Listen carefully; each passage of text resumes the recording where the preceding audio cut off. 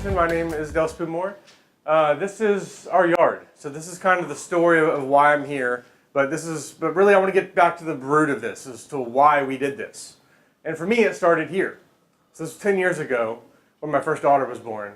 And I was 340 pounds. I had a lot of health issues.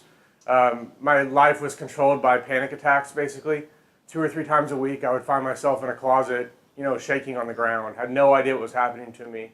And that was kind of the life I lived up until the time she was born. And that was whenever I decided I couldn't live life that way anymore and raise kids. So I started going down the path of trying to get healthy. And I started, with marathon running and getting into that and trying to lose weight that way. And what happened was, although I lost the weight, my mental health issues were still there.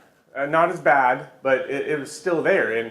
And it wasn't until I met my wife, Carrie, in 2013, that she helped me finally get to the realization that it wasn't just about the amount of calories I was eating. It was about where those calories came from and about the food. And ultimately, that was what was leading to a lot of my issues with anxiety and depression. There were other things too, but that was a main source of it. And the way that she helped me get there was through this book called The Depression Cure that talked about how you can overcome anxiety and depression through natural ways. So it was, drinking a lot of water, eating the right foods, getting proper exercise, the right amount of sleep, and waking up at the right time, going to bed at the right time, not staying up all late, all night on the computer like I had done up until then. Being mindful, so staying focused in the present moment and not worrying about what could happen in the future or ruminating over things that happened in the past.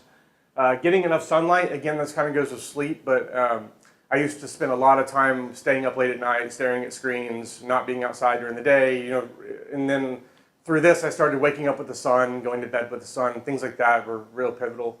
And then social activity with the right people, so positive, people to be around. So a lot of these things on this list that this book talked about pointed to starting a garden, because we started with the food part and it was very expensive. We were buying food.